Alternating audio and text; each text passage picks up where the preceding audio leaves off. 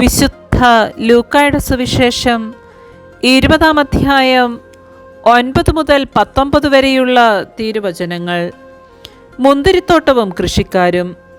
അവൻ ജനങ്ങളോട് ഈ ഉപമ പറഞ്ഞു. ഒരു മനുഷ്യൻ ഒരു മുന്തിരിത്തോട്ടം നട്ടുപിടിപ്പിച്ചു. അത് കൃഷിക്കാരെ ഏൽപ്പിച്ചതിനു ശേഷം ദീർഘനാളത്തേക്ക് അവിടെ നിന്ന് പോയി.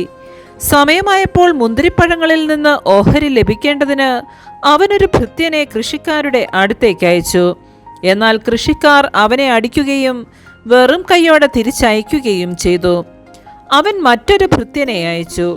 അവനെയും അവർ അടിക്കുകയും അപമാനിക്കുകയും വെറും കൈയോടെ തിരിച്ചയക്കുകയും ചെയ്തു. അവൻ മൂന്നാമതൊരുവനെ അയച്ചു.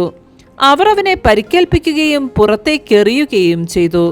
അപ്പോൾ തോട്ടത്തിൻ്റെ ഉടമസ്ഥൻ പറഞ്ഞു, ഞാൻ എന്താണ് ചെയ്യുക?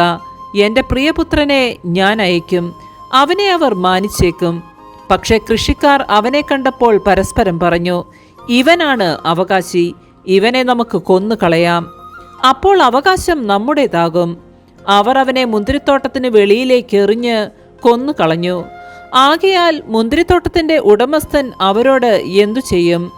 അവൻ വന്ന് ആ കൃഷിക്കാരെ നശിപ്പിക്കുകയും മുന്തിരിത്തോട്ടം മറ്റാളുകളെ ഏൽപ്പിക്കുകയും ചെയ്യും.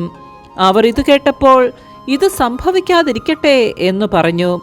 യേശു അവരെ നോക്കിക്കൊണ്ട് പറഞ്ഞു, പണിക്കാർ ഉപേക്ഷിച്ചു കളഞ്ഞ കല്ല് മൂലക്കല്ലായി തീർന്നുവെന്ന് എഴുതപ്പെട്ടിരിക്കുന്നത് എന്താണ്? ആ കല്ലിന്മേൽ നിപതിക്കുന്ന ഏതൊരുവനും തകരും. അതാരുടെ മേൽ പതിക്കുന്നുവോ അവനെ അത് ധൂളിയാക്കും. തങ്ങൾക്കെതിരായിട്ടാണ് ഈ ഉപമ അവൻ പറഞ്ഞതെന്ന് നിയമജ്ഞരും പ്രധാന പുരോഹിതന്മാരും മനസ്സിലാക്കി അവനെ കയ്യേറ്റം ചെയ്യാൻ ശ്രമിച്ചു. എന്നാൽ അവർ ജനങ്ങളെ ഭയപ്പെട്ടു. നമ്മുടെ കർത്താവായ മിശിഹായ്ക്ക് സ്തുതി.